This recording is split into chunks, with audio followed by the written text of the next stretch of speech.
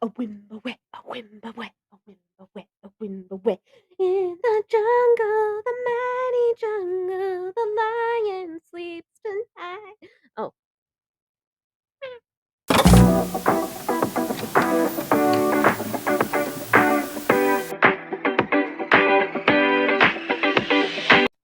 hey everybody, welcome to Unqualified. My name is Alex, and I'm unqualified to give you any advice, but I hope you listen anyway. This show's a little about everything, anything, and nothing all in between, so let's rub the Italian horn and the chili pepper for some good luck because I might need it.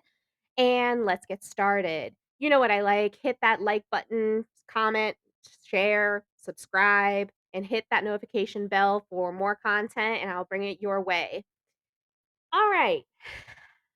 I wanted to talk about something that might be controversial. I'm not really sure about where people in my audience stand. Well, first, let me get fully ready. A whimba-wet, a whimba-wet, a whimba-wet, a whimba-wet. In the jungle, the mighty jungle, the lion sleeps tonight. Oh, anyway, I wanted to talk about zoos. No, I'm not coming out as a furry. This is just a onesie, everybody. We all know how I feel about furries, otherkins, um, people who might have a little bit of a screw loose. Uh, yeah, screw loose. This is not this is not that. Uh, no. This is just a cute onesie, and I think I look adorable in it. So, anyway, I want to talk about zoos and what my opinion is and my stance on those because ever since I was a child, I've loved going to the zoo or the liquid zoo. And for those who don't know what the liquid zoo is, it's the aquarium. Please follow my logic. Anyway, I think zoos and aquariums serve a great purpose. Great, great purpose. Because I think they are there for conservation. You know, a lot of people are like, "Oh my god, zoos are horrible things. You're putting an animal in the cage. You're putting them in the cage, and they're gonna live a life where they're not gonna live to their fullest potential, and they're not gonna live a life worth living." Which it might be true. Might be true. But if you think about it like this, conservation is a very real thing, especially when it comes to endangered species. Now, we all know lions, tigers, and bears. Oh my. And uh, those are like the basic animals. But there are basic animals that are endangered. And like the white rhino. You know, everybody knows what a rhino is, but there are certain kinds of rhinos, like southern north, the southern white rhino, that there are only two females left in the wild. And so at the San Diego Zoo, they have a breeding program. And I love that show. The Zoo San Diego. Oh my god. I love that series. It's one of my favorite series on Animal Planet and Disney Plus. Uh I gosh, it really opened my eyes to what a zoo can really be. And I love, love, love, love, love the conservation efforts that zoos make. Like even the zoo here in town, we we make efforts to conserve species. We make efforts to rehabilitate species. We make efforts to take in species that cannot be rehabilitated into the wild. Like for instance, I know for a fact we have a bald eagle at the Phoenix Zoo. And this bald eagle, it had to have its wing permanently clipped. So it only has like half a wing. And it's because I don't know what the accident was, but it got injured in the wild or it got injured in an accident and it was not able to be rehabilitated. And so why are we gonna end the life of the symbol of our country, right? And that I'm not just saying it for that, but, like, why are we gonna end the life of something so beautiful, of something so precious? And that goes for any animal. Why are we gonna end the life of something so beautiful and precious when we could put it in a facility, well, not a facility, but in a park, basically, where people break their backs trying to make habitats that replicate habitats that you would find these animals in the wild, right? It's not like the zoos used to be back when our parents were our age. I'm 26. So it's not like and my parents are in their 60s.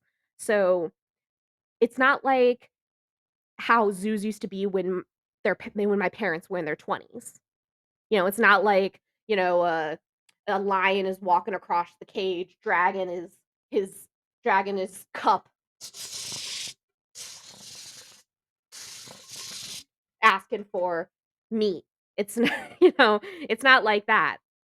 It's they make the habitats as life well, as close to and as as much as they can replicate what you would find in the wild. And they take in where the zoo is located into effect. And, because they have to make sure the animals don't overheat out here in Phoenix. And, you know, I mean, most of the animals that they have are either desert life or they have animals from Africa or they have animals that aren't going to, mind the heat. But the animals that they do have that they know would mind the heat, they make accommodations for. And then they have breeding programs. And, it's I watched this episode of The Zoo the other day, The Zoo San Diego, and there was this woman who was working with a type of vulture. I can't remember the type of vulture. It was a lapret, I believe, Lapert or RET. I'm dyslexic. It's real. I'm dyslexic. And she was helping a baby vulture come out of its shell. And she was later being interviewed on camera, and she said, "I've been wanting to work at this job since I was 4 years old, and I've been wanting to make a difference like this since I was a kid, and now I am." And she started crying.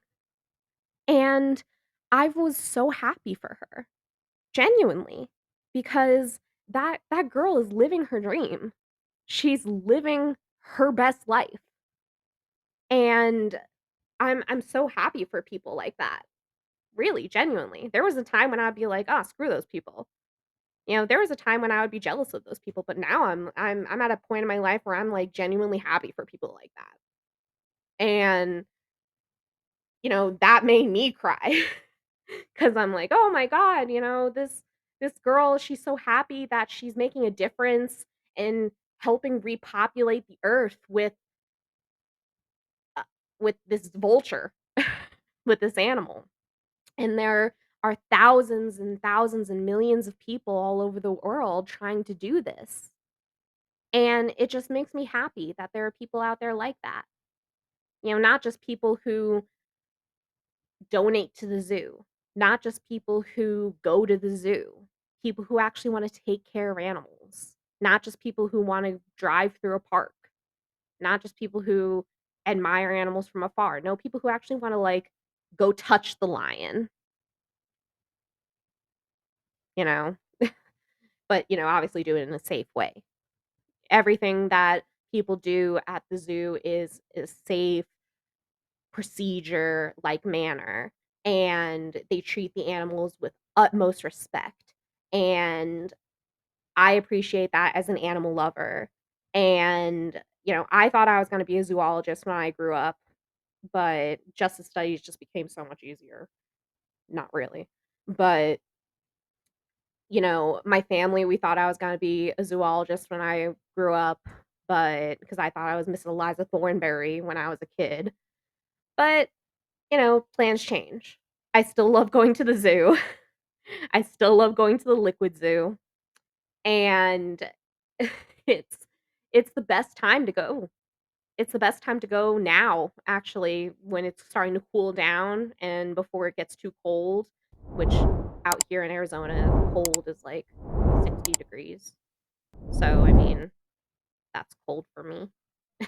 Anyway, that's my opinions. I just wanted to let you guys know what those opinions are, and I wanted to get your opinions.